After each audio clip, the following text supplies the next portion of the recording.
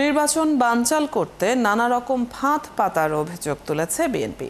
নেতারা বলছেন ভোটের ফল গণনা পর্যন্ত এই শঙ্কা যাবে না, তবে কারো পাতা ফাঁদে পা না দেওয়ার জন্য নেতাকর্মীদের সতর্ক করেছেন তারা। এদিকে খালেদা জিয়ার হাত ধরেই গণতন্ত্রের উত্তরণ হবে বলে প্রত্যাশা নজরুল ইসলাম খানের। সুফিয়ান ফারাবির প্রতিবেদনে বিস্তারিত।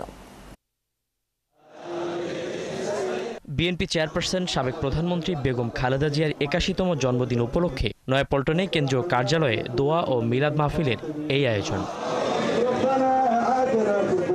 দোয়া মাহফিলে যোগ দেন বিএনপির জ্যেষ্ঠ নেতারা।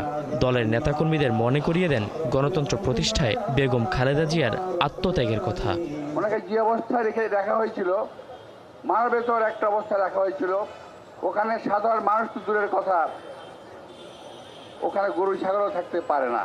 দেশনেত্রী বেগম খালেদা জিয়ার জীবনে ওনার উপরে কতটুকু নিপীড়ন হয়েছে, কতটুকু অত্যাচার হয়েছে, কারা কারা এর সঙ্গে দায়ী, তাদের সকলের একটা বিচার করা উচিত বলে আমি বিশ্বাস করি এবং মনে করি। আগামী দিনে খালেদা জিয়ার হাত ধরেই গণতন্ত্রের উত্তরণ হবে বলে প্রত্যাশা অন্যতম নীতি নির্ধারক নজরুল ইসলাম খানের। সামরিক স্বৈর শাসনের গরস্পাদে গণতন্ত্র রচনা করেছিলেন দেশের বেগম খালেদা জিয়া, আর এই ফাঁসিবাদের জায়গায় গণতন্ত্রের সূচনা করবেন আবার জনাব তারেক রহমান। আমরা সেই শুভ দিনের প্রতীক্ষা করছি। আর প্রত্যেকটা পরিবর্তন গণতান্ত্রিক প্রক্রিয়া হয়েছে এবং গণতান্ত্রিক প্রক্রিয়া হবে। এদিকে জাতীয় প্রেস ক্লাবে পৃথক অনুষ্ঠানে বিএনপি চেয়ারপারসনের উপদেষ্টা জয়নুল আবদিন ফারুক বলেন, জাতীয় সংসদ নির্বাচন নিয়ে কোনো ষড়যন্ত্র হলে দেশের জনগণ তা রুখে দিবে।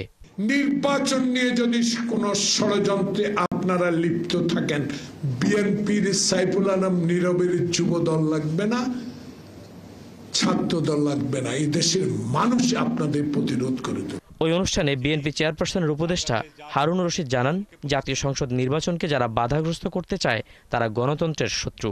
তারা আজকে বাংলাদেশে নতুন করে ষড়যন্ত্রের জাল বিস্তার করতে চান।